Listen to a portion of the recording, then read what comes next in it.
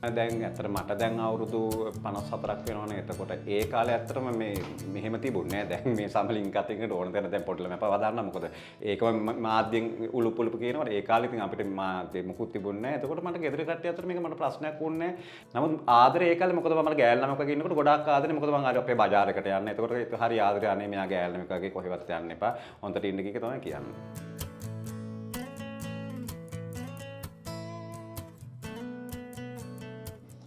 මේක ස්වභාවික තත්ත්වයක්, මේක ජීවිද්‍යාත්මක ස්වභාවික පරිවර්තනයක්, ලිංගික සංක්‍රාන්තිය හෝ සමලිංගිකත්වය කියන දේ ස්වභාවික තත්ත්වයක්. එවැනි තත්ත්වයන් එක ජීවත් වෙන්න හැඩ ගැහෙන්න බොහෝ දෙනෙක් පෙළඹිලා තියෙනවා.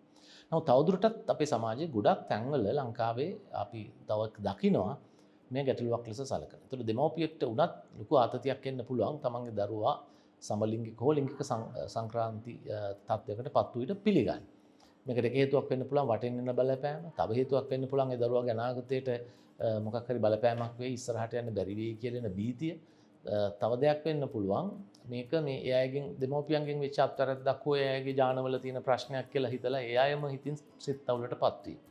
නමුත් මේ කිසියක් ඇත්ත නෙමෙයි. ඒතකොට එවැනි අයට පළවෙනි එක තමයි මම හිතන්නේ සෞඛ්‍ය අමාත්‍යාංශයේ අපේ ඕනෑම සෞඛ්‍ය වෛද්‍ය නිලධාරී කාර්යාලයකට හෝ සෞඛ්‍ය අමාත්‍යාංශයේ ඕනෑම රෝහලකට ගිහිල්ලා මේ තත්ත්වයන් පිළිබඳව කතා කරන්න පුළුවන්. විශේෂයෙන්ම මනෝවෛද්‍යවරුත් එක්ක කතා කරන එකෙන් යම්කිසි පිටුවහලක් ගන්න පුළුවන් තමන්ගේ මානසික තත්ත්වය පිළිබඳව.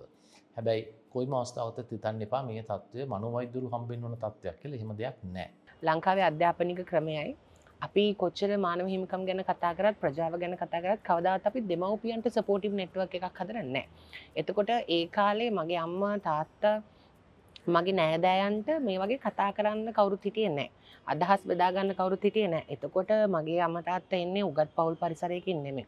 ඔවුන් ගැනත් සලකන්න ඕන සහ සලකා බලන්න ඕන කාලය ඔවුන්ගේ දැනුම සහ දෙමව්පියන්ට සපෝටිව් නෙට්වර්ක් එකක් හදන එක ගැන.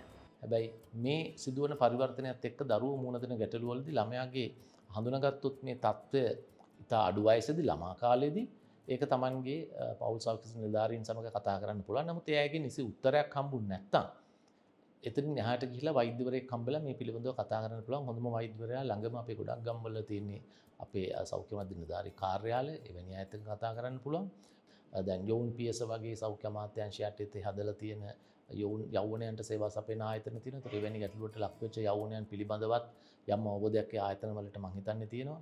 ඒ වගේම අපේ සෞඛ්‍ය අමාත්‍යාංශයේ තියෙනවා ෆැමිලි හෙල්ත් බියුරෝ. ඒ වගේම තමයි මම හිතන්නේ දැන් අද අපි මේ සාකච්ඡාව කරනකොට මේ සාකච්ඡාවේ තොරතුරු පව බොහෝ වෙලාවට අපේ බකමූණ වෙබ්සයිට් එකෙන් දැනගන්න පුළුවන්. ඒතර ඒ වගේ අවස්ථාවක ඒකට නැවත ඔයගොල්ලෝ ලිව්වොත් එහෙම ඔයගොල්ලන් තොරතුරු ඉල්ලලා යම් දෙයක් ලැබුණොත් නැත්නම් අනිවාර්යයෙන්ම ඔයගොල්ලන්ට ඒ පිළිබඳව තොරතුරු ලබා ගන්න පුළුවන්. මුලදී ඇත්තට මේගොල්ලන්ට මේ ගැන දැනුමක් තිබුණේ නැහැ. පස්සේ මම මගේ නංගිලා දෙන්නට මුලින්ම කිව්වේ. ඒ දෙන්න එකතරම කියපු ගමන් තේරුම් ගත්තා. පස්සේ මගේ අම්මටත් ඒ දෙන්න පැහැදිලි කරා. දැන් මම මගේ පවුලේ ඇත් එක්ක තමයි ජීවත් වෙන්නේ. මගේ අම්මා මගේ නංගිලා දෙන්නත් එක්ක මම එක ගෙදරක ජීවත් වෙන්නේ. Their problem was not with me or not with my identity. It's what people thought about my identity and how I would survive in a society that thought this was unnatural.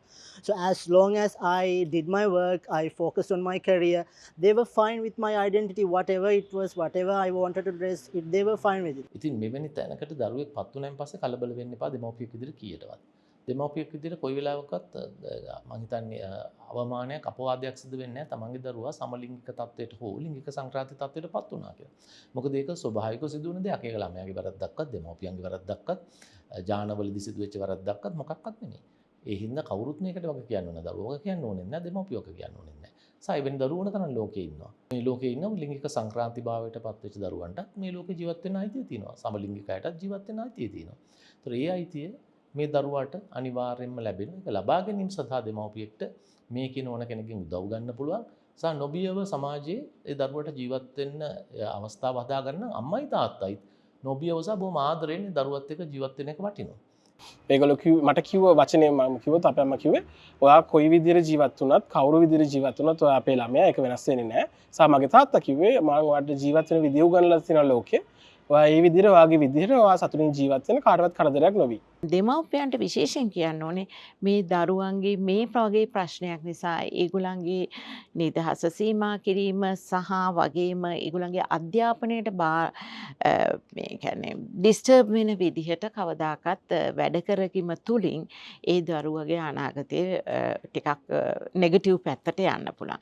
ඒක නිසා ඊටමත් හරියාකාර විදිහට කාගේ හරි සහයෝගයක් අරගෙන මේ සම්බන්ධයෙන් වැඩ කරන්න අවශ්‍ය වෙනවා.